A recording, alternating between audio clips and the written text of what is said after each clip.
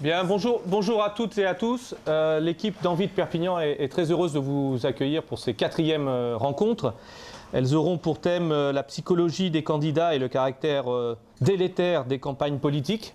Alors là, normalement, Giorgio, il met une musique, mais tu ne l'as pas, je suppose, parce qu'on n'a pas assez de moyens. Donc tu n'as pas Ennio Morricone, rien, tu n'as rien là. Bon, tant pis. Donc avant de laisser la parole à Nicolas Caudeville qui animera ces discussions, je voudrais juste vous rappeler ce que c'est que Envie de Politique. Alors Envie de Politique, c'est un collectif citoyen qui organise tous les 15 jours des rencontres durant la période électorale, qui est une période d'intensité politique, comme vous le savez, et on le voit encore aujourd'hui. Ces rencontres se font dans des lieux variés. Aujourd'hui, un restaurant, hier, un café, demain, hier aussi un cinéma, demain, une librairie. Ces rencontres sont organisées autour aussi d'une temporalité un peu particulière, puisqu'on va alterner, encore aujourd'hui, des présentations de personnalités invitées et des discussions que vous pourriez amener en venant prendre la parole ici. Donc, lieux variés, temporalités différentes. Alors, sans faire de grandes théories, Michel Foucault parlait, quand il y avait ce type de dispositif, d'hétérotopie. Les hétérotopies sont des espaces-temps chargés et porteurs d'utopie. Alors nous, à Envie de Politique, on a une utopie, effectivement. On porte une utopie qu'on cherche à partager avec vous, qui est celle de nouvelles façons de parler, de nouvelles façons de discuter et de confronter nos idées politiques, pour éventuellement, à terme, peut-être faire de nouvelles façons de faire de la politique directement.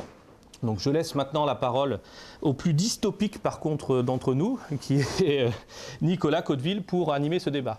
Merci. Alors voilà, puisque c'est à moi de parler, une fois que j'ai le micro, je ne lâcherai pas. Donc autour du sujet, j'avais envie de vous dire, vous vous souvenez du général de Gaulle ? Comment il vécu, comment il est mort ?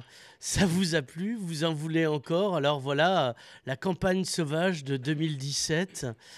Donc c'est une campagne qui est dystopique. Pour faire, genre j'ai été à l'université de Rouen, comme dirait un ami à côté de moi, parce que tous les codes ont été brisés, tous les tabous. On est comme la Gauloise et la Gitane sans filtre. Et c'est du grand n'importe nawak. Et un chat n'y retrouverait pas ses petits. D'où la question qu'il faut se poser. Ces candidats sont-ils des vrais candidats ou sont-ils là juste pour nous prouver qu'il faut absolument arrêter la Ve République et nous mettre sur la 6e et revenir peut-être à une démocratie par rapport à un costume taillé pour le général de Gaulle, taillé trop grand pour des nains. Et je ne parle pas que de Nicolas Sarkozy. Donc, on va passer en revue... au travers d'intervenants différents. Nous avons la psychiatre Sophie Baron-Laforêt. Elle est toute seule, malgré tout ce que ces noms pourraient laisser entendre. Donc nous avons le politologue, mais il ne fait pas que ça, mais la liste serait trop longue car il est le couteau suisse de la pensée contemporaine. Et je suis content de retourner à bosser avec lui, puisque ça faisait 2 ans qu'on n'avait pas bossé ensemble. Dominique Sistac. Mon nouveau personnage fétiche, il est cinéaste, il est belge et il a tenté des coups d'État contre le roi Baudouin et même les suivants. C'est l'artiste Yann Bucois qui nous fera le feu d'artifice final. Donc on va commencer par la psychiatrie, puisque dans ma première chronique j'avais parlé de démocatrie, puisque c'est là où on en est. C'est Sophie Baron-Laforêt, traitez-la bien, c'est à elle. Merci. Bien. Alors, évidemment, c'est un sujet... Aïe, aïe, aïe, aïe, aïe, aïe, aïe. Aïe, aïe, aïe. C'est là que ça se gâte. Il faut forcer la voix. Hein, et effectivement, c'est pas forcément ce qui est mon fort. Mon métier, c'est plutôt d'écouter les gens, d'être intéressé d'ailleurs par les questions que vous voudrez bien soulever ou les discussions que vous voudrez bien entamer. Alors effectivement, quand Clotilde m'a proposé de venir, elle me disait faut faire l'expertise un peu, nous donner un avis sur qui sont ces personnages, comment fonctionnent-ils. Alors, je vais vous dire quand même, les psychiatres, surtout ne croyez pas que quand un psychiatre se trimballe et qu'aujourd'hui je vais me pencher sur chacun des fonctionnements et que toutes les personnes que je rencontre, je les analyse et qu'on peut se permettre de faire des analyses des gens qu'on voit à la télévision ou de ce qu'on lit dans les journaux. Je ne ferai pas plus. Alors, on a bien vu par contre qu'on nous présente des êtres seuls quand même, qui se présentent en scène, hein, et qui on va tous s'intéresser quand même à leur personnalité. Ça entraîne des commentaires, des agacements, des séductions, et donc tout un mode de relation entre cet individu et son public. Et au fond, quelle est l'interface entre la relation de l'individu et de son public et une fonction de président de la République ou une fonction de responsable politique. Alors on a bien vu que dans ces enjeux-là, la scène médiatique et la façon de s'y présenter vient nous interroger sur qui voulons-nous? Est-ce qu'on veut un président très séducteur, un président qui nous écoute, un député, hein, un sénateur aussi, hein, une sénatrice? Voilà. Est-ce qu'on veut quelqu'un qui sait bien jouer sur la scène, qui sait bien communiquer, ou qui est très bon communicant, hein, ou des mauvais communicants? On peut s'interroger. Alors, de mon point de vue de psychiatre, ce qui va m'intéresser, c'est comment cet individu... est-ce qu'il est malade ou pas? Je suis désolé, je vais vous décevoir, mais ce n'est pas ça vraiment le fond du problème, hein. Je pense que la psychiatrie, ce qui l'intéresse, c'est comment l'individu entre en relation avec les autres, hein, avec nous, hein, avec les gens qui le conseillent, qui le soutiennent. Est-ce qu'il est capable de mener une équipe? Qu'est-ce qu'on perçoit, hein, de ces capacités-là dans le quotidien? Et au fond, voilà, qu'est-ce qu'on imagine de cela? Comment ses relations au monde, comment il se positionne? Alors, évidemment, ça me paraît... Et puis, ma sous-spécialité, quand même, que je ne peux pas évacuer comme ça, c'est de m'intéresser de longue date aux gens qui ont affaire avec la loi, avec la règle, hein, et le tout dans une fonction de psychiatrie publique, donc un fonctionnement, quand même, hein, qui s'inscrit dans une réflexion de comment s'inscrire dans la société. Et donc, en quoi éventuellement ces gens-là, pas forcément les présidents de la République, quoique, hein, je n'ai pas été amené à en rencontrer, mais en quoi des personnes qui, dans leur interaction avec la loi, peuvent se montrer à un autre moment dangereux? C'est souvent ce qu'on demande aux psychiatres. À tort ou à raison, on va évacuer la question, hein. Je ne suis pas sûr que c'est à nous qu'il faille seulement poser la question. Alors, je propose évidemment, c'est difficile de ne pas se pencher sur la situation de François Fillon, à défaut de son fonctionnement. Je ne le connais pas, donc il ne s'agira pas tellement de son fonctionnement personnel, hein, mais de ce qu'il nous montre ou de ce qu'on l'encourage à nous montrer. Alors, je pense qu'il y a plusieurs choses qui intéressent les psychiatres. C'est l'histoire dans la famille. Alors, son histoire personnelle, moi, je me suis pas intéressé à ça dans ce que j'ai eu dans les journaux, de ce que j'ai entendu. Donc, je ne connais pas sa situation, hein, de fratrie, de famille ou quoi que ce soit. Mais par contre, dans sa famille politique et dans quel moment de notre histoire il intervient, hein, on voit bien qu'il y a eu une succession de deux présidents très différents dans ses modes de relation, hein. Un qui était très extraverti avec des modes de décision qui ont pu paraître à un moment donné un peu, de mon point de vue, psychopathique, si vous me passez l'expression, et un autre qui, par contre, par rapport aux prises de décision, était beaucoup plus inhibé, hein, et qui laissait moins percevoir, hein, ces modes de décision. Mieux, moins bien, on peut toujours critiquer. La réflexion est peut-être porteuse de bonnes choses. D'autres études, hein, notamment américaines, montrent que c'est les gens qui ont un petit souci, qui ont une capacité de décider très vite et qu'on va porter au devant de la réussite. Alors, qu'est-ce que c'est que la réussite? Ça, c'est à nous et à vous de l'évaluer. Alors, François Fillon, dans le parcours qu'on nous montre, c'est quelqu'un qui s'est montré quand même plutôt en retrait, hein, donc à une position de soumis. Alors, certains vont dire fidèle, hein, discret, tenace, coriace. On pourrait dire aussi qu'il a dû aussi subir des choses, rentrer certaines rancœurs, des colères, ne pas se sentir reconnu, voire banni, et que dans tout un jeu de reconnaissance, il y a là quelque chose où on peut soit se dire que ça a forgé quelqu'un de très fort, ce qu'il a voulu nous montrer, ou au contraire, quelqu'un qui a accumulé une sorte, hein, de besoin de reconnaissance, de vengeance, de colère, d'autres choses, hein, et de reconnaissance de sa place. Alors, accumulation de blessures, accumulation de reconnaissance, je ne sais pas. On pourrait alors s'interroger sur, est-ce qu'au fond, reconnaissance, narcissisme, est-ce que c'est quelqu'un qui a eu manqué, besoin, hein, et que ses bases, alors moi je vais vous dire, de famille politique ou de famille personnelle, hein, lui ont permis d'avoir des assises suffisantes pour rebondir face à des attaques. Et ces attaques, elles viennent effectivement des médias, mais via quand même des médias qui entraînent le regard de la loi et de la loi qui entraîne, qui vient aussi rebondir sur ces médias. Alors, comment là, ce qu'on nous raconte, ce qu'on nous laisse voir, comment se positionne-t-il? Bien, c'est vrai que là, d'emblée, on a l'impression que le discours se recentre sur une position quand même plutôt personnelle, qui est de défendre, comme le font beaucoup de condamnés. Qu'est-ce que j'entends, moi, régulièrement? Il y a deux positions. Il y a ceux qui disent, d'abord, c'est pas si grave, c'était légal, hein, c'est comme ça, au fond, et qui vont commencer beaucoup viennent se sentir très attaqués, se rigidifier. Hein. On se rigidifie sur des positions, on se recentre et on se referme. Hein.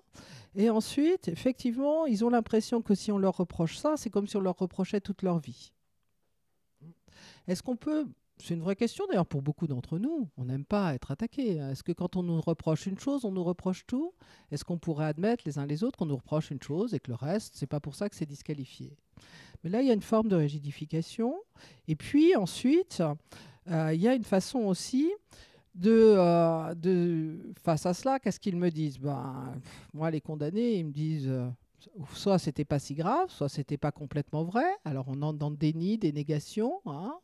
Finalement, est-ce que la loi commune est la loi? Est-ce qu'on l'attaque ou pas? Et puis, c'est pas si grave, les autres le font aussi. Alors, est-ce que quand on... Forcément, hein, la plupart des condamnés vous diront que les autres aussi, ils ont fait pire, ils ont pris moins, on compare les peines, c'est ce que vous lisez souvent. Hein. Ok. Alors, ça vient interroger ce que je vous posais un petit peu en préambule de ma place de psychiatre. C'est comment on se pose chacun vis-à-vis des fonctionnements, des règlements, de la loi, jusqu'où on la trouve fondée ou pas. Alors, est-ce qu'on attend la même chose d'un homme ou d'une femme politique ou de tout un chacun? Et comment on se positionne aujourd'hui vis-à-vis de ça? Qu'est-ce qui est juste? Comment on fait? Alors, je vous évite le mot narcissique. Bon, si vous voulez, on peut en parler, hein, mais ça finit par être, je trouve, quelque chose... un peu une tarte à la crème. Je ne suis pas sûre que ça éclaire beaucoup. Je pense que ce mot narcissique, il est vu très en négatif. Je pense qu'on a tous intérêt. J'espère que vous avez un petit peu de narcissisme qui vous sert à vous conduire dans la rue et à avancer. Ce narcissisme, il n'est pas forcément contre vous. Bon. Alors, jusqu'où le narcissisme joue des tours et face à quel événement? Comment il se conforme? C'est une autre histoire. Alors, est-ce que, au fond, est-ce qu'il s'agit de déni? Est-ce que, au fond, c'est impossible de reconnaître qu'on a une part de nous, qu'on a une faille? Alors, c'est devenu très répandu aujourd'hui. Hein. Franchement, ça fait partie d'une bonne maxime qu'on pourrait lire presque de temps. C'est il faut connaître ses failles pour avancer, les connaître et les accepter. Bon. Est-ce que, au fond, là, nous attendons de François Fillon et des autres personnages politiques qui connaissent leurs failles, qui puissent les reconnaître en public, les affirmer, nous les énoncer? Comment est-ce qu'ils fonctionnent avec ça? Est-ce qu'on attend quelqu'un de parfait? Est-ce qu'il faut un homme ou une femme parfaite pour être président de la République? Et ce serait le meilleur d'entre nous qui serait dans cette place-là? Est-ce qu'un imparfait peut faire ça ou une imparfaite? Alors, vous direz une chose, c'est que le déni, nous, en termes de dangerosité, nous savons très bien que le déni, ça nous agace tous. Hein. On n'aime pas ça. Hein. On est sur une formation judéo-chrétienne, on aime bien que les gens y reconnaissent leurs failles. Mais le déni, par ailleurs, c'est un mauvais prédicteur de dangerosité. C'est des personnages agaçants. Mais au fond, est-ce que ça entame franchement des valeurs? Je vous laisse vous interroger, chacun se le voit. Et ça nous empêche de nous poser les questions de programme. Mais ça, on verra ça, on laissera ça aux politologues. Alors, l'autre personnage qui est quand même derrière ça, c'est quand même Marine Le Pen. Alors pareil, il ne s'agit pas de faire de diagnostic psychopathologique, de quelqu'un que je n'ai pas rencontré, je reviens là-dessus. Bon, dans Marine Le Pen, on a une histoire familiale qui est mise sur le devant de la scène. Hein, on n'a pas du tout la même histoire. Hein. Et puis, on a une porte-parole qui est d'emblée, si je prends un petit peu les points de repère que je vous ai donnés, fondée beaucoup plus sur la colère, mais par contre qui est beaucoup plus en écho de la colère des personnes, de son public. Je ne suis pas sûre que François Fillon soit dans la même position d'entendre la colère de son public. Et puis, elle se pose en marge, et elle se pose en marge d'une norme bien pensante. Alors que, au contraire, François Pillon voulait au contraire revendiquer cette norme bien pensante à laquelle il souhaitait appartenir. Voilà. Et il se met en défaut. Alors, bien sûr, à côté de ça, il y a beaucoup d'habileté de communicants et de communication. Par contre, elle, dans les discours et dans les places publiques, on la voit prendre, s'alimentant.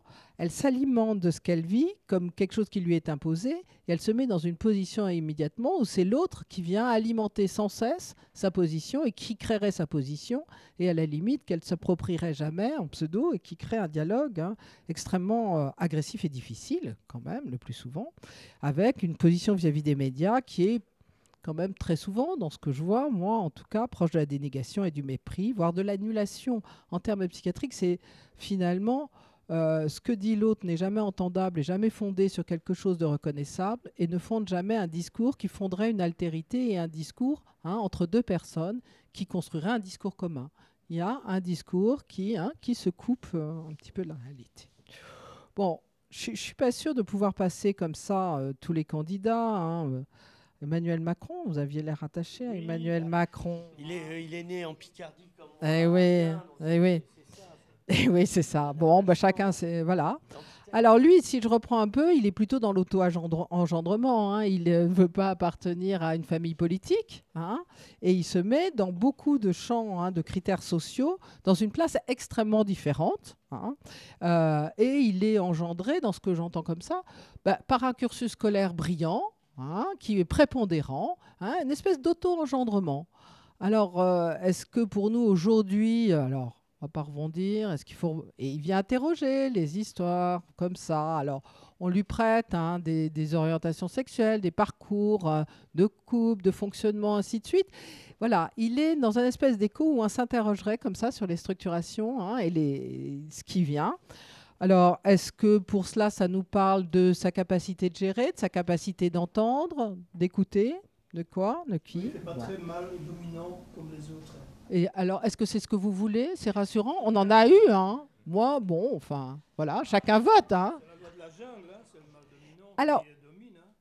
Alors, c'est une forme de débat imposé, effectivement, qui est assez masculin dans la loi de la jungle. Est-ce que c'est ça qu'il faut? Ça aussi, peut-être pas. Je ne connais pas les secrets des envies, des désirs. Non, mais c'est ce qu'on peut dire dans nos urnes. Voilà, on peut dire ça aussi en votant. Non, en général, les gens disent bon, il faut de la carrure, il faut être président, il faut être de Gaulle, ou une espèce de commandeur. Oui, c'est la question. Je pense qu'aujourd'hui, c'est ce qui nous est posé. Qu'est-ce que vous voulez comme président? Un président qui vous écoute, qui s'approprie quelque chose. Il y a une démarche là-dedans, c'est ce qui est revendiqué. On vous écoute et je vais m'alimenter de ce que vous allez me dire pour construire un projet. C'est un petit peu ce que nous dit Emmanuel Macron. Ou est-ce qu'au contraire, quelqu'un qui, dans la position aujourd'hui, qui dit « Mais moi, j'ai le projet, je suis l'homme présidentiel, je vais vous sauver, j'ai la carrure, j'ai l'expérience, j'ai déjà fait ça. » Et finalement, voilà. Mais on n'est pas très sûr qu'ils nous entendent. Mais est-ce qu'il faut qu'on nous entende ou qu'on ait un grand technicien? Bon. Quelqu'un qui s'alimente des rancœurs, qui dit, qui dit à sa façon, je vous ai compris, suivez-moi, je vais vous sortir de là, je ne sais pas comment, mais voilà. Mais c'est quand même dans la revendication, pas dans la construction, et ainsi de suite. Qu'attendez-vous aujourd'hui d'un président? Un guide, quelque part, comme disait Mao. C'est pas sûr. Est-ce que vous attendez un guide? Le chemin est tortueux, mais ou est-ce que vous voulez... expérimenté. Eh bien, je ne suis pas sûre, moi. Je ne sais pas. Je crois que la question qui est posée, est-ce que vous voulez un guide ou quelqu'un à qui vous allez dire des choses et quelqu'un qui fera de la synthèse? Alors, c'est le moment où, pour la première fois de la séquence, quand on dit séquence, c'est important le mot du storytelling d'aujourd'hui, on fait appel à la multitude, donc au public, au bon peuple. Voulez-vous un guide? Ce qu'en allemand on appelle un Führer. Ou pensez-vous être assez autonome, ce dont je doute, parce que moi je n'ai jamais vraiment cru à la démocratie. Voulez-vous quelqu'un qui... Voilà. Alors Pierre Lajournade, tu es parmi le peuple, mais lève-toi et marche jusqu'au micro parce qu'il faut qu'on t'entende. Non, simplement une toute petite intervention pour vous remercier, madame, de nous poser la question. Parce que plus que de se poser la question sur la psychologie des candidats, à mon sens, il faut aussi se poser la question sur la psychologie de l'électorat. Voilà. Parce que on fait ce que vous nous avez décrit, très bien d'ailleurs, c'est que nous avons présenté l'ensemble du panel, donc des expressions, donc avec des candidats que nous avons aujourd'hui à l'élection présidentielle. Cependant, nous avons aussi une situation où on a un électorat qui est plus ou moins attentif à des discours particuliers. Cet électorat qui a toujours existé par ailleurs, ça fait depuis un siècle et demi, depuis que la démocratie, que la République est République, que nous avons à peu près ce panel-là. Depuis le général Boulanger à M. Fillon, depuis le général Boulanger à Mme Le Pen, et puis avec d'autres également. On n'a pas parlé de Mélenchon, mais je pense que ça serait assez plaisant d'en parler. Et ce que l'on voit, ce qu'a dit Nicolas, très bien lui aussi, merci Nicolas, c'est de dire qu'on a des hommes politiques qui nous semblent moins grands qu'ils ne l'étaient précédemment. Ce qui n'est peut-être pas le cas, parce qu'on se souvient aussi des discours politiques que l'on pouvait avoir dans la population française dans les années 20, dans les années 30, dans les années 50 même, où on fustigeait le mode d'expression qui était non pas celui du peuple vrai, mais tel qu'il était présenté par les représentants des politiques.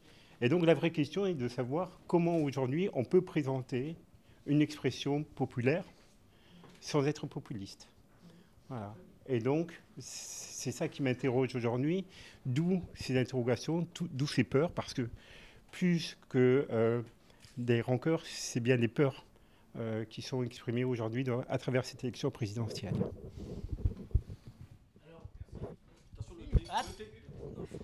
T'es ou tilleul, peu importe. Alors, on va passer, à moins qu'il y ait d'autres réactions, on va passer à Dominique Sistac. Dominique Sistac, politologue. Vas-y, impressionne-nous, pose ta faconde. Merci Nicolas. Bien. Alors, je veux enchaîner avec ce qui a été dit précédemment. J'ai peu de compétences en matière psychiatrique ou psychologique. L'analyse qu'on peut proposer un peu de la situation, elle dépend aussi des grandes questions que posent les sciences sociales et politiques. C'est-à-dire, est-ce qu'on est dans des systèmes d'évolution? Est-ce que, historiquement, l'histoire politique française, tant de son personnel que du peuple votant, va-t-on dire, à des électeurs, a évolué, s'est transformé? Comment étudie-t-on ceci et comment on peut avoir un régime de compréhension de ceci? La politique, comme toutes les questions sociales, est intéressante dans ses continuités et ses discontinuités.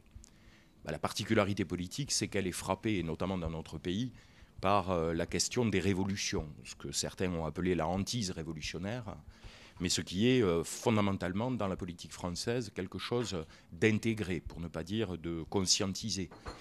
Il y a donc une logique dans notre pays qui est prévalente, c'est que l'histoire politique peut être interrompue et coupée. Ça peut être d'ailleurs la source de l'angoisse actuelle avec les questions où on dit est-ce que c'est la campagne la plus violente? Est-ce que c'est une campagne sauvage? Est-ce qu'on est en train de transformer ou de voir se transformer corps électoral, système public? Faut-il d'ailleurs le transformer? Il y a plusieurs candidats qui proposent une grande rupture institutionnelle qui est l'autre vision du grand soir.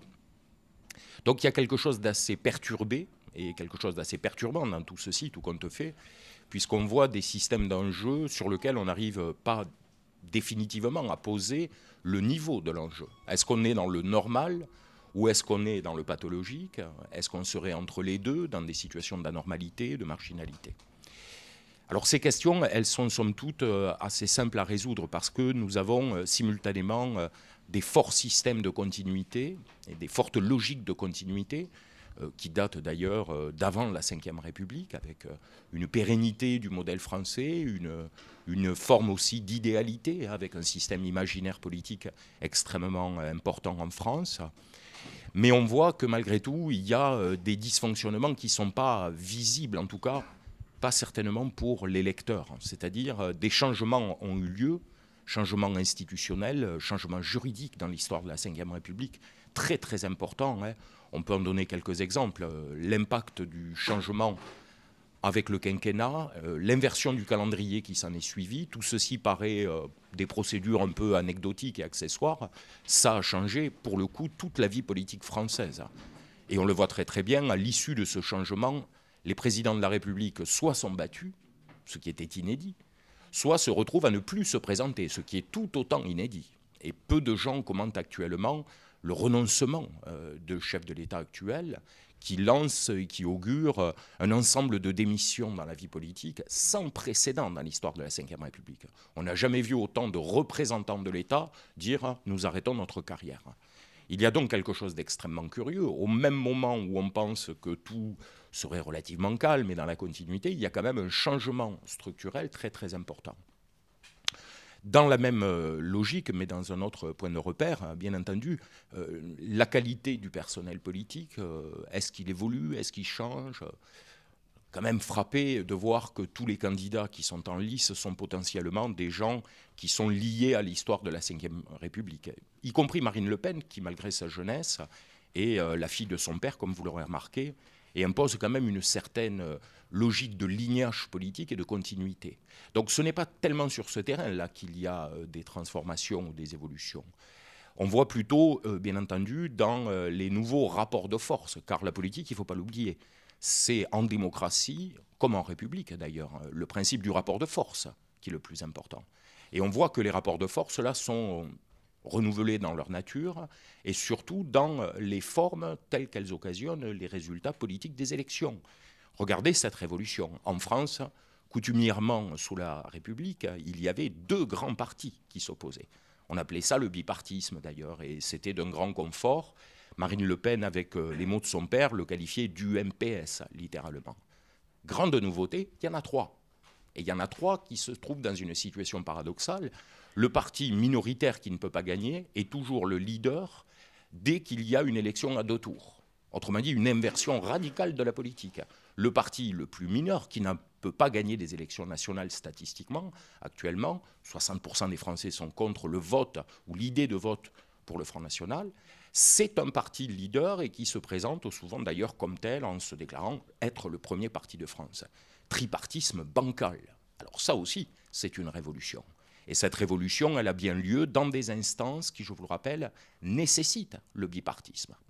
Donc là encore, ce changement-là, il est assez frappant, il est assez singulier, quelque chose se parle. On a évoqué tout à l'heure, à plus d'un moment, mais alors, que pense le peuple ? Je reste très dubitatif sur l'idée qu'il puisse exister une psychologie collective ou un inconscient collectif. Mais on peut quand même faire des additions et de voir comment se comportent les gens. Et les comportements sociologiques, ils sont relativement simples. L'électeur est devenu un individu à part entière. C'est quelqu'un qui a une conscience politique, qui a une histoire politique lui-même. Et c'est quelqu'un qui est en plus un stratège, c'est-à-dire comme le leader qu'il aspire voir gouverner. Autrement dit, il y a une démultiplication, il y a presque un côté parcellétaire absolu de la stratégie politique. Il n'y a pas simplement celle des partis, celle des hommes politiques, mais il y a également, globalement, 40 millions de gens qui sont susceptibles d'avoir une stratégie personnelle dans le vote. Ce qui rend bien entendu toute interprétation de leur choix, de leur comportement, très difficile, très très difficile. Donc là encore, il y a un changement assez profond. On n'est pas vraiment attaché à l'idée d'un grand leader charismatique, comme le disait un sociologue allemand au début du siècle. On est plutôt dans quelque chose qui est la recherche d'un moindre mal. C'est-à-dire aujourd'hui, on ne choisit majoritairement dans des élections nationales, et y compris de plus en plus aux élections locales, que par défaut. Non pas parce que quelqu'un nous satisfait, mais parce qu'il nous semble le moins mauvais en termes de choix. Et là aussi, on a quelque chose qui n'est plus de l'ordre simplement de l'appel à l'homme providentiel, ce qu'on a connu avec De Gaulle, ou à l'homme moderne, ce qu'on a connu avec VGE ou Sarkozy, etc. On a affaire quelque part au moindre mal. Cette élection est très typique, parce que là, pour le moment, les leaders s'enfuient avant le début de l'élection, puis progressivement apparaissent des deuxièmes couteaux. Probablement pour nos amis les Républicains, ils vont peut-être même goûter à un troisième couteau. Autrement dit, la politique se met en totale affiliation avec ce que vivent les gens dans leurs décisions. Et les gens en sont totalement désabusés parce que ça les renforce dans leur idée de stratégie négative. Donc on est vraiment dans quelque chose où on a du mal à constituer justement de l'élan, de la dynamique, des rattachements positifs en disant ben, lui il a une bonne tête, comme on le disait par exemple pour le président Chirac, etc. Où on finissait par trouver des objets de rassemblement. Ça va donc devenir de plus en plus dur de trouver quelqu'un qui est capable de rallier un certain nombre de personnes. Je reviens sur mon point de départ et je conclus là-dessus, d'où la nécessité d'avoir une structure juridique extrêmement élaborée. Et la Ve République offre ceci, c'est-à-dire son système électoral, son fonctionnement, sont là pour sécuriser un certain nombre de risques que l'élection peut faire peser. Je vous renvoie à ce que nos amis américains ont vécu avec l'élection de Trump. Pour l'essentiel, c'est l'absence de garde-fous constitutionnels et un système électoral délétère, imparfait et bien trop imparfait, qui lui permet d'arriver en tête des modes de scrutin, puis de gagner l'élection au final. Et bien entendu, un autre facteur que l'on connaît parfaitement en France, ce sont les gens qui ne votent plus et qui ne veulent pas voter par négativité. Donc on a une forme, là pour le dire assez clairement, assez chaotique. Si on analyse les ruptures et les continuités, on est dans une forme de continuité chaotique qu'on pourrait dater. Certains politologues disent que tout aurait commencé avec le grand mal qui est l'élection et la non-réélection de Giscard d'Estaing. Comme je disais tout à l'heure, les grands changements de 2005 institutionnels, l'appauvrissement peut-être du personnel politique, mais par élimination et pas par le fait qu'ils sont moins bons qu'auparavant. On se trouve là presque désabusé. On pourrait imaginer, comme dans certains romans de science-fiction, qu'il n'y ait plus de candidats à la fin. C'est-à-dire qu'il ne reste plus qu'un peuple orphelin. Et ce peuple orphelin en quête justement de quelqu'un qui soit peut-être un guide, peut-être celui qui les rassemblerait, un corps, littéralement, qui leur donnerait suffisamment de confiance et qui dessinerait ce que peut être la conception du monde à un moment où tout un chacun a bien du mal à savoir ce qui s'y passe. Donc il y a beaucoup d'incertitudes. Au final, je conclus là-dessus, un récent sondage le montrait, les Français sont particulièrement inquiets de la situation politique de leur pays. Ils le mesurent donc avec une appréciation qui est assez juste, parce que tout compte fait, malgré tout, la situation reste quand même préoccupante, pour le dire simplement. Voilà, je vous remercie. Y a-t-il, avant qu'on réponde à la question posée dans l'épisode précédent sur peut-on faire populaire sans être populiste, y a-t-il quelqu'un dans la multitude qui souhaite poser une question, s'interroger, faire une réflexion, proposer une recette de cuisine, jongler? Bonjour. Oui. Alors, moi, je suis espagnole. Je m'appelle Amparo. Voilà. Il y a des gens qui me connaissent dans l'auditoire. On se voit souvent. Là, je suis un peu représentative du monde associatif parce qu'en fait, je ne peux toujours pas voter vu que je ne suis pas française. Voilà. C'est juste pour dire ça. Vous ne pensez pas que... pas du fait que je sois étrangère, mais ça vient de me venir à l'esprit par rapport à ce que vous avez dit à l'instant, M. Sistac. Est-ce que, je ne sais pas, un homme... ou une femme plutôt, si je peux me permettre, étranger ou étrangère pourrait rallier justement plus de... Peut-être ces secteurs qui sont plus négativistes, qui surtout ne voudraient pas voter. Et donc la nouveauté, le fait qu'ils ne soient peut-être pas, on va dire, grillés par leur passé politique et leur famille, et leurs acolytes politiques, pourrait rallier quelque chose de... Voilà. Je ne sais pas si je me suis bien exprimée. Voilà. Est-ce que l'exotisme pourrait rallier les suffrages en fait? Oui, ou est-ce que c'est un vote européen? Désolé. Voilà. Alors, déjà...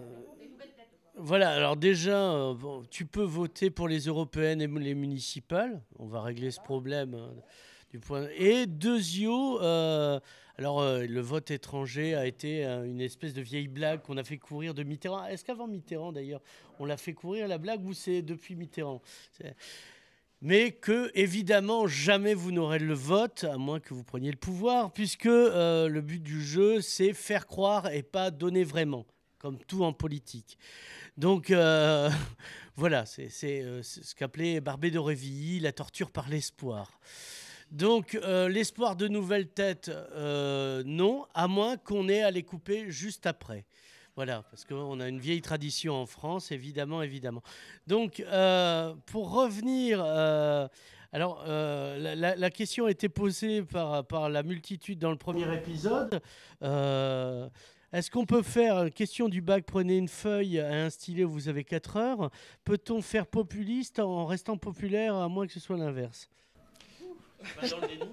Je ne sais pas si c'est vraiment la question de notre temps qui prédomine, hein, la question justement de la place du peuple et de l'usage que le corps politique fait du peuple, parce que les limites alors du populisme sont des fois très très ténues. Ce qui fait souvent problème dans le populisme, c'est que ce soit un usage presque systématique de la classe politique à revendiquer un certain nombre de décisions et de gouvernements, ou de se considérer comme étant légitime parce qu'on rallie un certain nombre de suffrages, voire un certain nombre de manifestants quand c'est le cas. Donc je crois que la question populiste, elle permet de donner plutôt aujourd'hui ce qui est quelque part un effet de poursuite du post-nationalisme en Europe et ailleurs, et qu'il y a effectivement des revendications qui sont produites par la nécessité de lutter contre les effets économiques et politiques de la mondialisation, et qui passent par la refondation permanente au travers du peuple d'un discours qu'on connaît aussi bien à droite, à l'extrême gauche, à gauche, et qui est l'alternative au libéralisme par une forme de souveraineté de l'État et par la forme de la souveraineté populaire.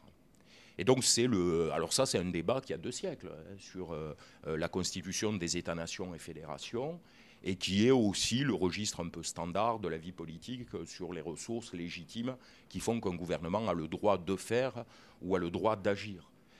Aujourd'hui, on peut constater, c'est vrai que l'introduction d'un 3e parti, avec un parti purement nationaliste et populiste au sens de la constitution de sa légitimité, ça pose un certain nombre de questions. Et on voit au travers de l'Europe les populismes se développer, se déployer, mais pas non plus dans une forme qui aboutirait à des régimes autoritaires ou à une demande autoritaire particulière. Il y a une dissociation qui est opérée là-dessus. Et l'électorat est un peu dissociatif là, sur cette question. Il est simultanément nationaliste et populiste, on pourrait être très très inquiet, mais il dissocie en permanence ce cadre identitaire qu'est la nation, ce mode d'intervention qu'est l'État-nation, et son existence en tant qu'individu au cœur de, on va dire, la communauté citoyenne. Donc là aussi, il ne faut pas oublier que la quasi-totalité de ces gens, dans cette Europe des populismes, restent avant tout quand même des gens ancrés dans le libéralisme, même s'ils sont, eux, souvent dans une forme de déni par rapport à ceci. Et donc le libéralisme équilibre très très largement, en tant que quête, en tant que désir politique, en tant que quotidien aussi, avoir des droits subjectifs, etc. Il rééquilibre tout ceci. En gros, on est nationaliste et populiste, mais pas tout le temps, bien heureusement. Donc, je crois que la cause politique est un peu entendue sur cette question. La question est de savoir plutôt pourquoi, pendant les années 90, on a eu un fol espoir où tout le monde serait entièrement libéral, et peut-être ultra-libéral. C'est peut-être surtout ça, la grande interrogation. C'était pas tout le monde, c'était les médias appuyés derrière par les capitaux. Ah non, c'était une majorité de gens. Quand on demandait aux gens à l'époque de Maastricht, etc., est-ce qu'ils sont pour l'ouverture des frontières, je regrette, 70% des gens étaient pour. Et quand on leur dit aujourd'hui... Pas le résultat de Maastricht, je parle d'une opinion. Je ne parle pas des résultats de Maastricht, je parle d'une opinion. L'opinion publique des gens par rapport à leur position d'individu dans la société et à l'exercice de leur liberté individuelle et collective. Quand on interroge les gens, y compris les antilibéraux sur cette question, ils ont quand même un embarras. Le libéralisme, c'est aussi ce qui garantit à l'individu dans les sociétés européennes le maximum de confort et sur lequel très peu de gens veulent avoir une remise en cause. Et donc on est aussi nationaliste, mais on est aussi à côté très largement libéral, nationaliste pour les autres, entre guillemets, et libéral pour soi-même. Donc il y a une grande ambiguïté aujourd'hui dans la politique sur l'ensemble de ces questions. Tous les candidats qui sont des nationalistes ne sont pas des antilibéraux fondamentalement. Il suffit de reprendre l'histoire programmatique du Front National, il suffit d'interroger Jean-Luc Mélenchon sur la liberté politique et individuelle. Il y a un vrai rapport de contradiction qui est établi, et il y a probablement aussi un équilibre. Il y a un équilibre politique. Autrement dit, le populisme, il est le garant, et il est garanti, et en même temps, il est dans les contradictions du libéralisme politique et économique. Donc je pense que là, c'est surtout cette question qui est intéressante et qui est toujours très difficile à trancher. Et on le voit bien, il serait intéressant à terme de voir comment les grands candidats populistes gouverneraient. Est-ce qu'ils gouvernent contre le libéralisme politique et économique ? Ça, c'est une question qui est difficile à trancher. Le Front National, par exemple, était un parti post-libéral dans les années 80. Quand Jean-Marie Le Pen faisait l'éloge de Maggie Thatcher et du gouverneur Reagan. Donc on se dit, tiens, ce parti aujourd'hui est souverainiste en termes économiques, qu'est-ce qu'il en est réellement? Est-ce que Marine Le Pen remettrait profondément en cause la liberté d'entreprise dans ce pays? Et est-ce que le protectionnisme aurait des effets aussi délétères sur le marché libre et non faussé?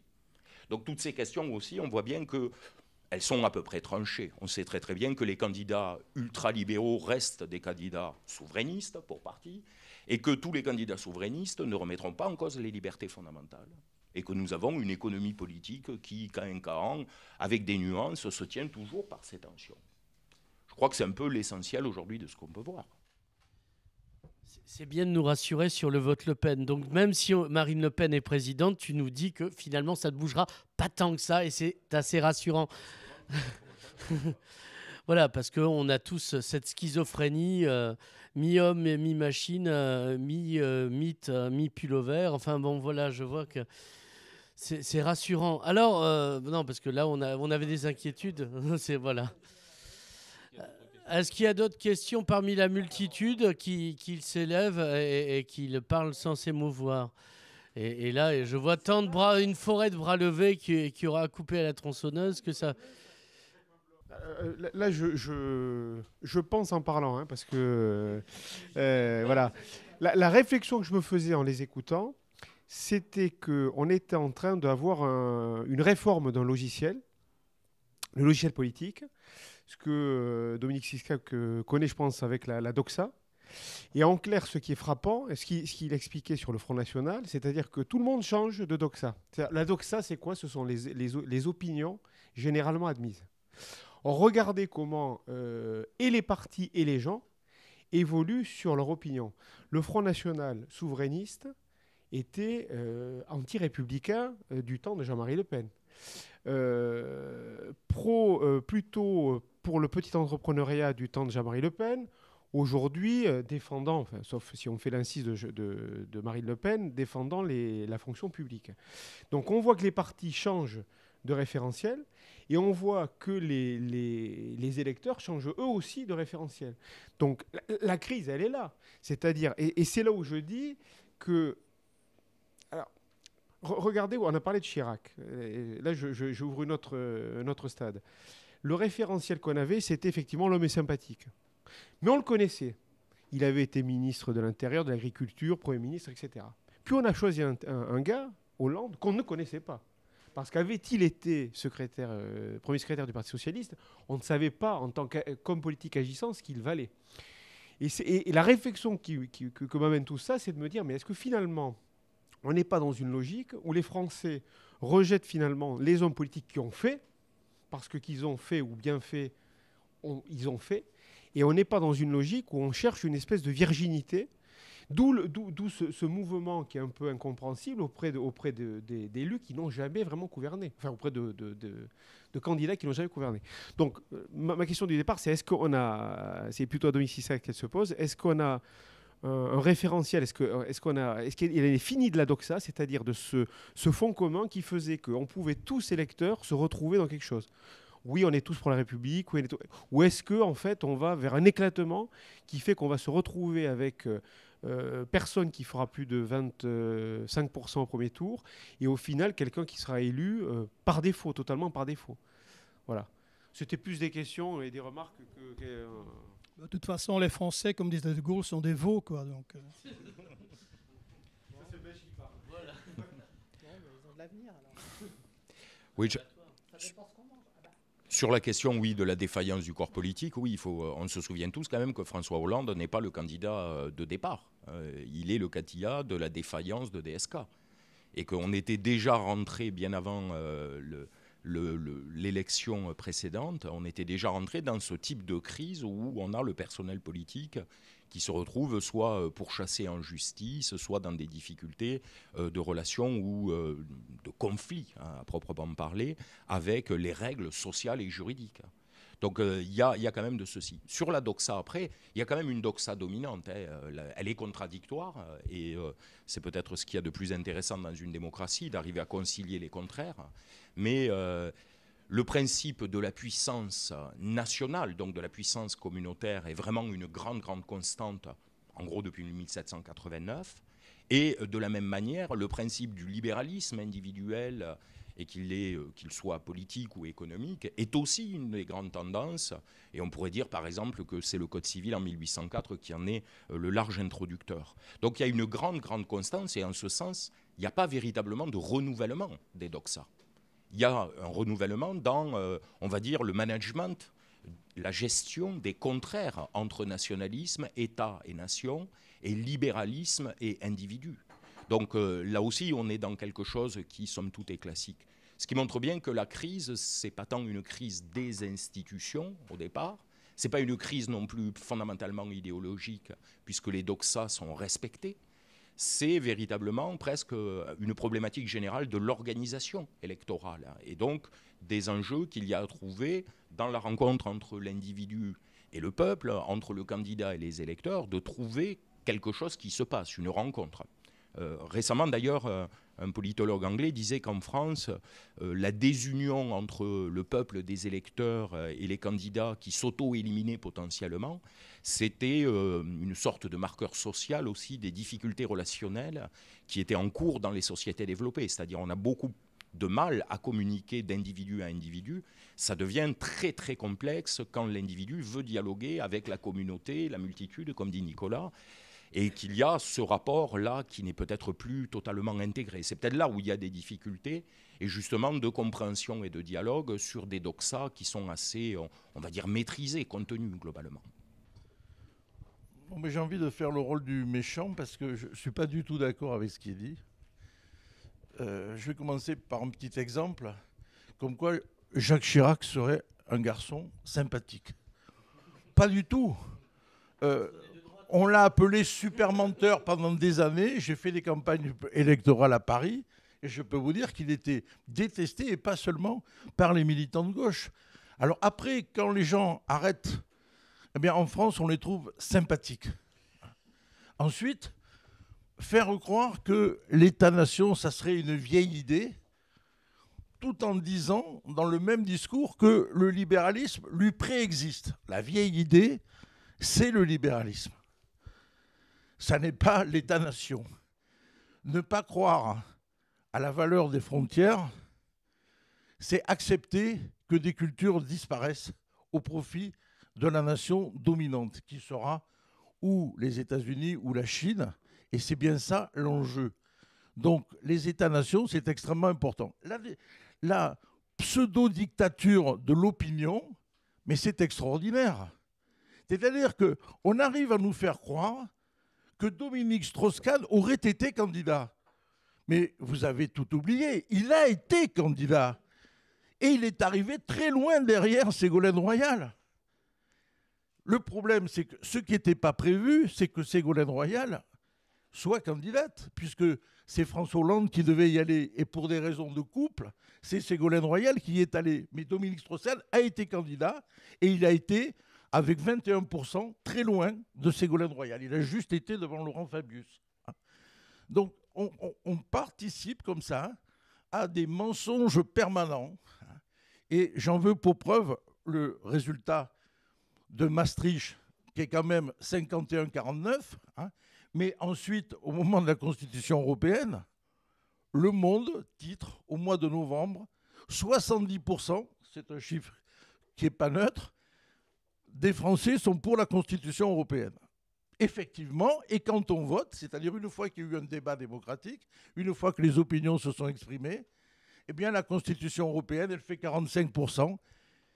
Et là, la doxa, elle ne le supporte pas. Ça serait le triomphe des populismes. Et chaque fois que le peuple va contre la finance, vous êtes un populiste. Chaque fois que le peuple est un veau, alors là, il n'y a aucun souci. Eh bien, moi, je ne crois pas du tout à ce genre de discours. Et chaque fois qu'on exprime une opinion différente de la doxa, au nez un populiste. Qu'est-ce que ça veut dire? Alors commençons par définir ce qu'est le populisme. Sinon, on ne pourra jamais avoir une position qui va à l'encontre de la finance.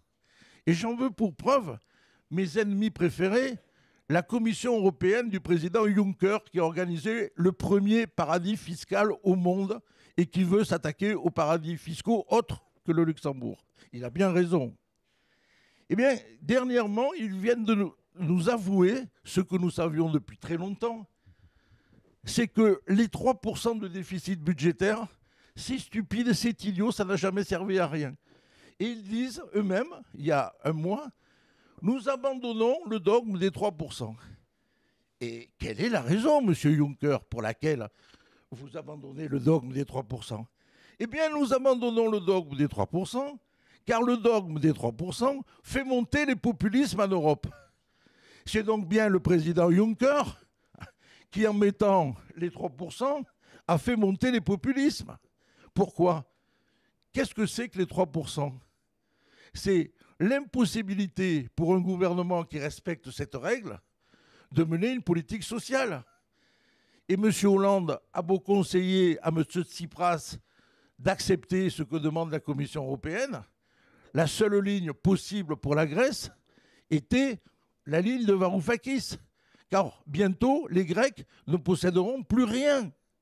C'est ça la réalité. Alors chaque fois qu'on est du côté des opprimés, chaque fois qu'on n'est pas pour cette société hyper connectée qui avantage 20% de la population et qui désavantage 80% de la population, on est un populiste. Non. Être du côté des opprimés, ça n'est pas être un populiste. Et être pour la mondialisation, oui, ça, c'est le jeu de la finance et du libéralisme. Et donc, je voulais dire ça parce qu'on a l'impression qu'il n'y aurait qu'une politique économique. C'est ce que le Parti socialiste, que j'appelle souvent le parti de la droite la moins injuste, propose. C'est-à-dire, ils nous disent toujours, on ne peut pas avoir une autre politique. Mais bien sûr que si, on peut avoir une autre politique. La preuve, c'est qu'en 83, il n'y a pas eu de changement, ils nous ont expliqué. Mais on a vu le changement depuis 83 et tout ce qui s'est passé. Il y avait quelqu'un qui voulait s'exprimer.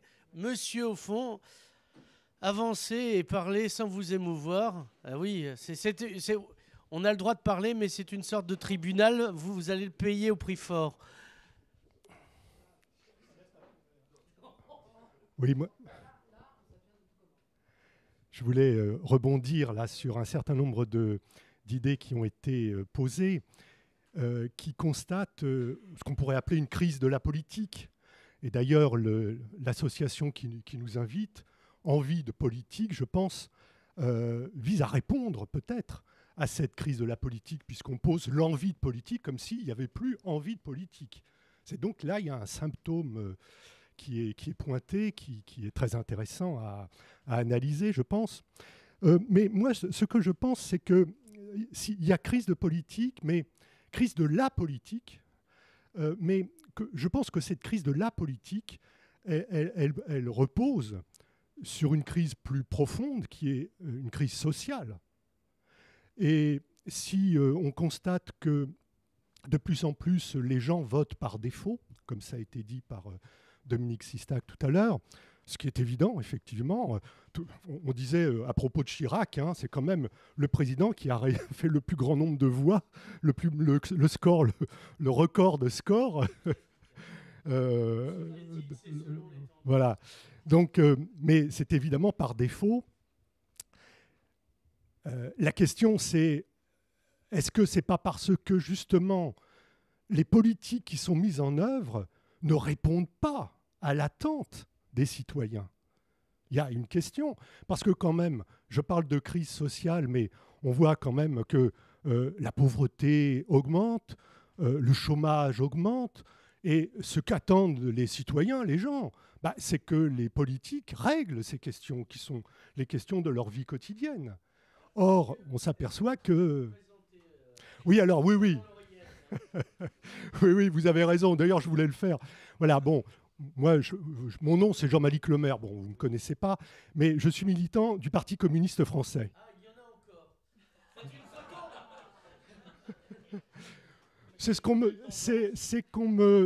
qu'on me dit à chaque fois que je me présente. Mais je ne suis pas le seul non plus. Hein. Il y en a quelques autres.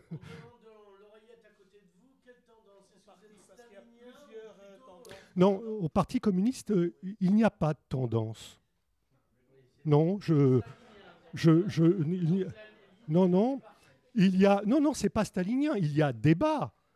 Il peut y avoir débat sans... Justement, les tendances, c'est plus c'est stalinien, les tendances, parce que ça fige les positions, tandis que le débat, il est permanent. On l'a vu à propos du Parti communiste. Pour illustrer le débat du Parti communiste, il y a eu une conférence nationale du Parti communiste qui a rassemblé des délégués de la France entière, donc une sorte de congrès, qui a pris une position contraire à celle du secrétaire national du Parti communiste. Et ensuite, il y a eu un vote de tous les adhérents du Parti communiste qui a pris une position contraire à la conférence nationale. C'est pour vous dire que le débat, il est très vif et permanent au Parti communiste. Alors, rien de stalinien, reconnaissez-le quand même. Voilà. Moi, si vous voulez mon opinion, moi, je suis conforme. Enfin, je trouve que la position qu'affirme Pierre Laurent aujourd'hui est une bonne position. C'est la position de rassemblement de la gauche. Sans ce rassemblement, écoutez, moi je suis pour qu'il y ait débat. Le Parti communiste s'est prononcé pour Mélenchon parce que c'est celui qui a le programme le plus proche du Parti communiste. Mais bon, cela dit, nous on est pour un rassemblement parce que s'il n'y a pas de rassemblement, on aura le choix entre Emmanuel Macron ou un candidat de droite et l'extrême droite. Donc je ne suis pas sûr que ce soit ça qui réponde aux problèmes du pays aujourd'hui. On parlait tout à l'heure que le Front National serait sans danger. Moi, je dis si, le Front National, ce serait dangereux. Pourquoi ? Parce que ce serait une aggravation, tout simplement, de tous les problèmes qu'on connaît aujourd'hui. Voilà, alors, moi je reviens sur ma question initiale parce que j'ai dévié par votre question, mais la question, c'est de savoir le rapport entre cette crise sociale et la crise politique. Est-ce qu'on ne peut pas, si vous voulez, analyser la crise de la politique à partir de ce décalage qu'il y a entre les problèmes que vivent les gens au quotidien, les souffrances même que vivent les gens et les réponses qui sont données par les politiques. Dominique ou Sophie ? Quelqu'un reprenait le micro parce que moi je veux boire le café. Sur la notion de crise politique et crise sociale, elles sont toujours intimement liées, mais quand même relativement complexes à analyser parce que ce qu'on appelle des transformations sociales ou des transformations sociales et économiques à un moment donné avec des aspirations, on va dire, collectives et des questionnements collectifs sur les modalités de gouvernement que les pouvoirs publics devraient avoir, entre guillemets, il se pose quand même, malgré tout, un certain nombre d'interrogations, puisque on voit bien que ceux qui revendiquent le plus dans les sociétés occidentales, pour le dire assez rapidement, c'est ceux qui se retrouvent en gros le plus en difficulté ou le plus dans les marges économiques et sociales. Et que donc cet objet de revendication et ce rejet souvent de la classe politique, aussi bien chez les conservateurs que chez les sociodémocrates et même les révolutionnaires potentiellement à gauche, elles ne trouvent pas là des objets en tout cas qui puissent permettre des grandes alliances populaires, si ce n'est dans des nouveaux types de candidatures. L'effet de Trump aux États-Unis est très intéressant là-dessus, puisqu'il s'est nourri d'une crise qui n'était pas fondamentalement une crise économique. Je vous rappelle quand même que les États-Unis, dans le dernier mandat d'Obama, c'est entre 3 et 5 points de croissance, avec des cadres et des conditions de redistribution de richesse qui, là, interrogeaient véritablement. Et c'était bien la société qui interrogeait ceci, mais qui se focalisait tout compte fait beaucoup plus sur les repères que les Américains du fond de l'Amérique avaient par rapport à leur identité, par rapport à leur culture. En gros, on ne sait pas très très bien si, dans le choix de Trump, on a fait le choix du chef d'entreprise qui prône la libre entreprise, ou le choix du populiste qui défend une identité américaine et le refermement de l'Amérique. On hésite. En tout cas, il y a des brassements de population qui s'opèrent. C'est la même question pour le vote populaire du Front National. C'est exactement le même cadre de question. Vers quoi et vers quel objet on tend ? Est-ce que c'est la situation économique et sociale, les souffrances sociales ? Ou est-ce que c'est tout simplement une question d'identité, comme avait voulu le lancer et le croire Sarkozy en son temps, une question d'identité politique qui était en jeu. Donc c'est quand même assez complexe, et je pense que quand on voit la sociologie politique dominante de ces types de publics, quand ils votent, c'est qu'ils ont une aspiration à vouloir faire une pierre de deux coups, et trancher la problématique sociale et économique, avoir une vie meilleure, pour le dire rapidement, et d'un autre côté, essayer de rester sur une forme identitaire, on va dire nationale, communautaire, qui serait relativement stable et qui ne serait pas perturbée par la mondialisation. Donc là aussi, on voit quand même un jeu de contradictions qui est très complexe à l'analyser. On ne peut pas dire véritablement qu'est-ce qu'il en est, individu par individu ou groupe d'individus par groupe d'individus. Alors, on demandera aux deux cancres du fond de la classe de se taire, parce qu'on les entend jusqu'ici, c'est dire s'ils sont discrets. Et on va demander au monsieur qui vient de s'asseoir, que j'identifie à peu près comme Félix Païneau, je l'ai dû le voir dans une vidéo. Est-ce que, Félix, tu t'es assis parce qu'il n'y avait plus de place au fond ou parce qu'il faisait trop de bruit, ou tu viens vraiment poser une question, auquel cas je te passe le micro de suite? C'est pas tout à fait une question, mais c'est... Voilà. Je voulais dire quand même deux mots, j'aimerais qu'on en parle, du mouvement Podemos. Parce que, bon, ce qui se passe, je pense qu'ici, en France, on n'a pas pris la mesure de ce mouvement, qui est parti d'un rejet de la corruption et des expulsions. Donc ça, je pense qu'en plus, là, il y a 15 jours, il y a une manifestation pour accueillir, je dis bien accueillir les migrants, qui a eu entre 180 et 300 000 personnes dans les rues de Barcelone. Et ici, on n'a eu quasiment aucun écho sur cette manifestation. Donc je trouve ça extraordinaire. De l'autre côté de la frontière, ils nous donnent une leçon de démocratie et de la vitalité politique. Voilà, c'est tout. De toute façon, vous êtes dans une accélération de la société du spectacle. Je veux dire, la société du spectacle, il est là et c'est le mauvais rêve du capitalisme quelque part. Donc, c'est la seule chose qui reste à capitaliser. C'est non plus le travail, mais c'est le spectacle. Et donc, les élections, comme tout le reste, est une grande foire, un grand spectacle. Et avec l'électronique aidant, voilà, c'est une espèce de course effrénée. On ne parlera plus que de détails, évidemment. On ne parlera plus que de l'aspect des corps des choses et non plus du fond des choses. Puisque le fond, comme disait l'autre de l'air est frais, le fond des choses, c'est comment changer la société, comment changer ce monde. Et ça, le capitalisme, donc, qui est aux mains le spectacle aux mains du capitalisme, n'a pas envie de répondre à ça, mais a simplement envie de faire une espèce de entertainment. Vous voyez l'état de la télévision française, par exemple, c'est de l'entertainment. Et donc, on veut vous faire oublier que vous êtes mortel et que vous vivez une vie de merde et que vous allez mourir dans un mouroir délaissé par tous et misérablement. En fait, moi, je prône que si les élections pouvaient changer la société, elles seraient interdites. Et donc, les élections, c'est un simulacre.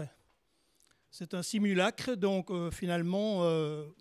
quelque part, vous le savez très bien, vous ne voulez pas le croire. Donc, ce sera toujours la même chose et les mêmes gens aussi. C'est-à-dire que si vous voulez faire de la politique tout seul, originalement, vous n'aurez pas de voix. Donc, parfois, il y en a qui ont essayé, comme Coluche, par exemple.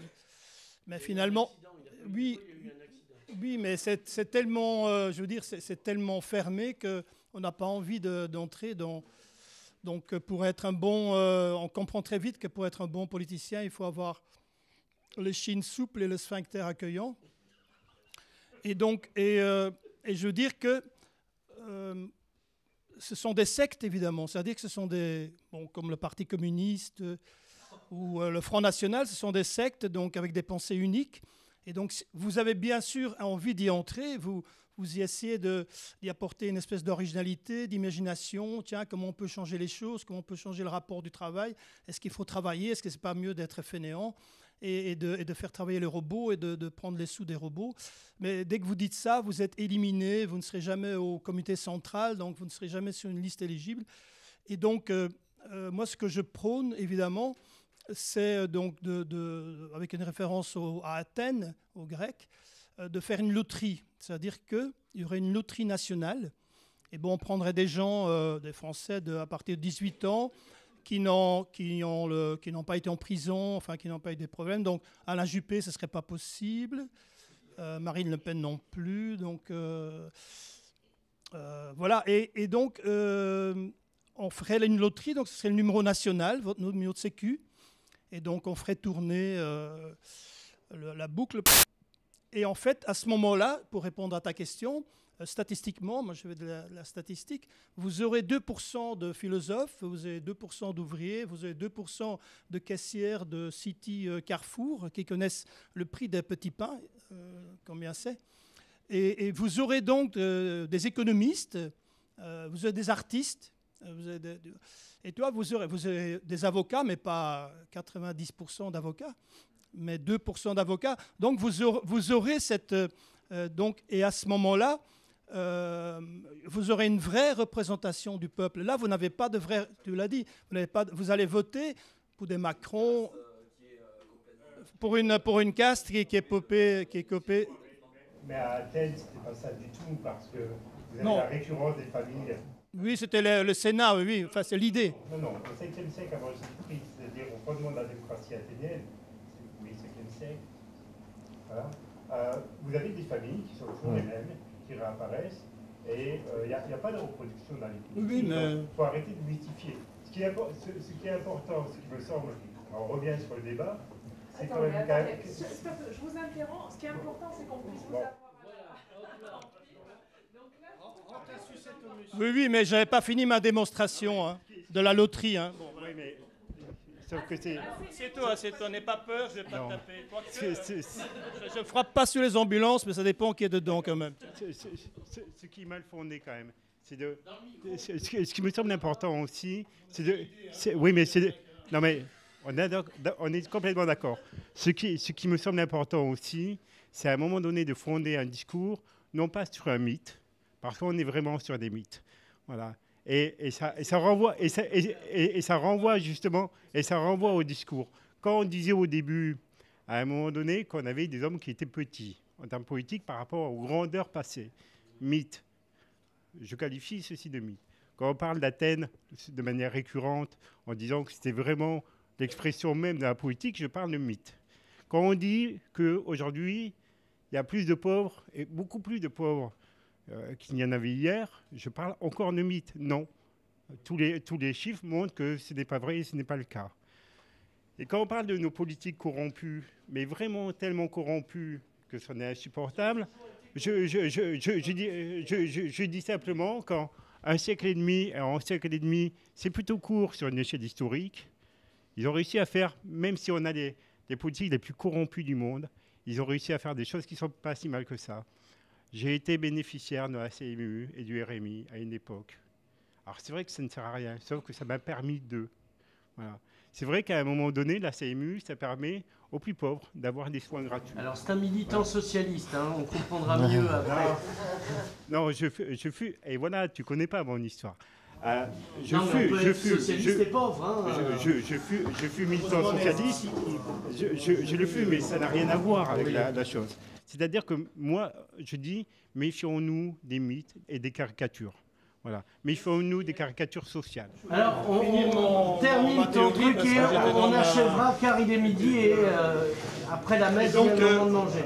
Évidemment, donc, parce que bon, on a eu l'homo sapiens, donc l'homme qui pense, l'homo faber, l'homme qui travaille. Et bon, maintenant, il y a les robots pour travailler, donc on n'est plus obligé de travailler un tout petit peu, quelques heures par mois. Et donc, on a l'homo ludens, donc l'homme qui joue, c'est-à-dire que là, justement, la loterie peut... Et bien sûr, il n'y a pas que la loterie pour les élections, donc il y a aussi la loterie pour la redistribution des richesses. Quand les gens meurent, on abolit l'héritage, évidemment. Et donc, voilà... On aura une société qui n'est plus dramatiquement, désastreusement pessimiste, mais donc dès que les gens meurent, et les gens meurent tout le temps, donc pendant qu'on parle, il y en a déjà une centaine qui sont morts, à Perpignan surtout, ça meurt beaucoup ici, je crois, c'est quand même assez triste. Et donc, et et quand les gens meurent, leur héritage est redistribué par ces mêmes gens qui ont participé à la loterie des élections. Et donc, bon, vous vous levez le matin, tiens, je viens de gagner la direction de Engie. Bon, vous pouvez refuser, hein. Ou bien je viens d'hériter de l'héritage de Madame Pompidou, donc une villa à Nice, enfin, etc. Donc, votre vie peut changer avec un système basé sur la loterie. Votre vie peut changer tous les jours. Tiens, je viens de gagner, monsieur le communiste, sa bibliothèque, donc l'œuvre complète de Mao en chinois. Donc, la vie devient intéressante. Qu'est-ce que tu as gagné? J'ai gagné encore une Ferrari. J'en ai déjà 3, donc je refuse. Donc voilà, et la vie devient une aventure, quoi. Donc voilà, rien que sur la loterie, sur le jeu. Et donc, bon, les gens qui ont des parents riches, évidemment, c'est triste pour eux, mais c'est comme ça. Voilà. Et cette idée de jeu, de homo ludens, hein, l'homme qui joue, est vraiment une philosophie qui faut changer complètement la vie. Et c'est la seule chose qui change à votre vie. Parce que si vous n'avez pas la loterie, vous serez toujours avec les mêmes cons au pouvoir, vous serez toujours pauvre et triste, et vous mourrez dans la désespérance la plus totale. Alors que là, ça donne une envie continuelle. Tiens, qu'est-ce que tu as gagné, voilà, etc. Et donc, mais bien sûr, pour arriver à ça, on ne pourra pas y arriver par les élections. Donc, il faudra faire un coup d'État. Et un coup d'État, c'est assez simple à faire. Comme disait Trotsky, il faut être 10 000, quoi, à peu près. Pas beaucoup. Et donc, vous occupez les points centraux, enfin, Engie, enfin, on y revient, la SNCF. Enfin, donc, il suffit de jouer votre jeu, de ne pas être en spectateur dans un simulacre, parce que, voilà, ils ont très bien compris qu'il y a le réflexe conditionné dont nous faisons tous part, c'est-à-dire qu'à un moment, on vous montre un steak, vous salivez. À un moment, on vous montre un steak avec une sonnerie, vous salivez toujours. Et après, on vous montre que la sonnerie, vous salivez. Eh bien, en ce moment, on vous montre une sonnerie et vous salivez. Donc, c'est une question d'horlogerie en ce moment. Donc, vous êtes...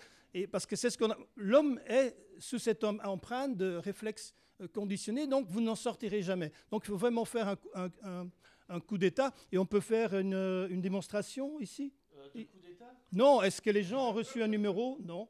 Non, on n'a pas fait la loterie. Parce que bon, moi je voulais faire une démonstration, donc quelqu'un vient prendre, vous avez chacun un numéro, ils l'ont pas fait évidemment. C'est pas innocent hein, qu'il l'ait pas fait parce que comme disait monsieur, les mythes, enfin l'utopie, etc. Mais ce sera l'utopie au crevé, la gueule ouverte, les gars.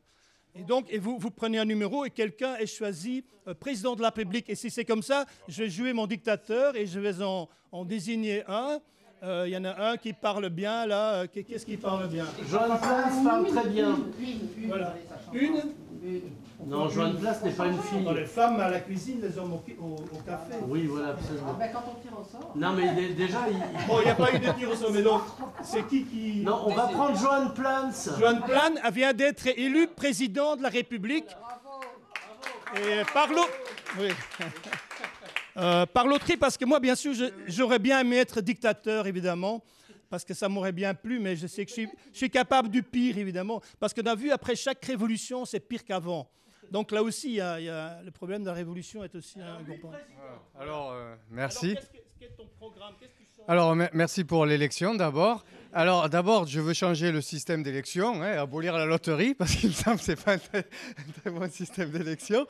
Donc, à partir de maintenant... C'est un animal dangereux. Quand vous entrez dans le zoo de Londres, vous avez un grand miroir, et il est marqué « The most dangerous animal in the world », et tu te vois toi-même, quoi. Donc voilà, en fait, tout ça est inutile, mais essayons quand même. Allons-y quand même. Alors, donc... La refus du paradis, quoi. Les gens ne veulent pas être heureux, ils sont habitués à être malheureux. Donc, mais je ne sais pas, moi, ce que je veux proposer... C'est pas facile de devenir président comme ça d'une minute sur l'autre. Donc ce que je vais prendre, c'est que je vais partir 2-3 mois sur un yacht pour réfléchir à comment je pourrais organiser la société, notre société ensemble. Donc moi, ce que je veux faire, c'est... tous le même salaire. Tous le même salaire. L'idée des robots, moins de travail. La finance, voilà, je pense que ce qui est important... ce qui me... c'est très difficile de devenir président de la République d'une minute sur l'autre. Hein. Déjà, je tiens à le dire et je le redis. Ah non, moi j'avais pas préparé, non, j'avais jamais pensé être président de la République avant, en différence des autres. Et donc non, moi c'est le problème qu'on a, c'est le capitalisme pour moi. Donc c'est que ce sont les capitaux, il y a plus de, les entreprises sont revendues pour être plus productives, et on n'a plus de réflexion, il n'y a plus de valeur travail, il n'y a plus qu'une valeur capital. Et donc, comme c'est le capital qui a toute la valeur et que le travail et que l'humain n'a plus de valeur, forcément, la société ne fonctionne plus comme elle devrait fonctionner. Donc, ce qu'il faut mettre, c'est plus d'humain dans la société. Voilà, et c'est cette organisation de la société par des capitaux, des ordinateurs, des systèmes de bourse incompréhensibles. On ne sait même pas comment les choses s'achètent, qui les achète, des ordinateurs, comment les entreprises, je fais 5% de bénéfices, mais il y en a une à côté qui fait 6. 5%, ça me fait gagner beaucoup d'argent. Je suis très, très riche avec. Mais comme celle qui fait 6, comme cette activité qui fait 6 est plus importante, je vais fermer l'activité qui me fait 5%. Donc, ça se fait on est dans un monde un peu improbable comme ça. Et donc, ce que je pense, c'est qu'il faudrait rationaliser tout ça et que ce soit moins les ordinateurs qui contrôlent tout ça. Voilà. Merci, Monsieur le Président. Voilà, John Connor, contre les ordinateurs, contre Skynet, votez Plans. Voilà. Et après, puisque il se trouve qu'il y a quelque chose qui, sur le débat là, sur Fillon, qui m'étonne beaucoup. Je voudrais peut-être demander une question à la psychiatre. Et quand on est politique comme ça, pourquoi on sort du monde réel et on s'imagine que le fait de payer sa femme sans travailler ou en travaillant très peu, ça ne nous retombera pas dessus? Ça c'est étonnant. Parce que d'un autre côté, il veut s'enrichir personnellement. Donc, il trouve ce petit système. Mais lui, il pense que c'est normal. Alors qu'il pourrait se dire, j'ai envie de faire ça, mais je ne le fais pas parce que ça va me retomber dessus. Et quand ça lui retombe dessus, ce n'est pas sa faute à lui, c'est la faute de la presse qui n'a pas fait son travail et qui aurait dû se taire. Moi, c'est ça qui... Voilà. Et c'est ça qui est étonnant. On critique beaucoup la presse, mais finalement, le problème de base, c'est qu'à un moment, les politiques pensent qu'ils peuvent faire certaines choses et que c'est normal et qu'ils sont intouchables, exactement. Voilà. Merci Johan Plans. Une réponse très rapide, voilà. Donc de 3 secondes de Sophie Baron-Larivière, même si vous êtes 3, il faudra raccourcir. Et on conclura ce moment. Ça fait très écolo, ça, de la forêt à la rivière. Alors, oui. Bah, d'abord, merci au président. Moi, la question, c'est quand même comment on passe d'envie de politique à désir de présidence. Hein. Il s'y plie pas mal, mais c'est une question de désir. Parce que là, dans la déprime, on était pas mal. Alors, bon, mais comment on sort de la dépression par le passage à l'acte? C'est un peu votre incitation. Oui. La déprime, c'est la mort. Mais les gens, voilà. ils acceptent, ils sont lâches, ils sont là en train d'attendre je ne sais pas quoi. Au lieu d'agir, parce que tout est possible. L'action est vénérable. Mais on voit, c'est ça, hein, on balance. On est passé d'un... Vas-y, ne te laisse pas faire, tu as le micro, tu vas pas... Merci. Ce macho, non, c'est pas mon genre. Donc, je ne sais plus. Mais quand même, on est passé quand même d'un président qui avait quand même un côté assez psychopathique du passage à l'acte à un président dit normal. Hein, et là, on s'interroge sur est-ce qu'on veut quelqu'un de très judéo-chrétien avec ce qui nous avançait, ce que vous reprochez à M. Fillon, de non-prise de conscience par rapport à une morale avancée collective qui serait communément partagée, sauf par une classe politique qui est démarquée du... au fond, là, oui. Ce qui est très inquiétant, c'est de ne pas prendre conscience jamais de l'impact que ça a eu en face de lui. C'est de sentir... Alors, on va laisser les publicités, les bandes annonces aux camarades Eric et Rémi, aux deux. Et je te rappelle que tu dois faire la promo de caricature. Voilà. Non, la promo de caricature, c'est Clotilde qui le fait. Tout d'abord, on voudrait remercier les épicuriens et donc David. Merci beaucoup pour cet accueil, vraiment très sympathique. Je voudrais aussi vous annoncer les prochains rendez-vous, donc quelques dates. Le 21 mars à 19h à la librairie Torquatis, où nous parlerons des PRAF. Alors que sont les PRAF? Ce sont les plus rien à faire. Alors rien à voir avec ce qui vient d'être dit, quoique il peut y avoir un certain nombre de liens. Et le 5 avril à 19h à la Salle des Libertés, autour d'un exercice de politique fiction et la présentation de la BD La Présidente. Hein, donc vous nous retrouverez sur le site, sur la page Facebook. Donc n'hésitez pas à également nous envoyer vos avis, vos commentaires, vos idées potentielles, d'autres thèmes que vous aimeriez traiter avec nous. Je vous rappelle que Envie de politique, c'est quelque chose d'ouvert, hein, donc vous pouvez être force de proposition.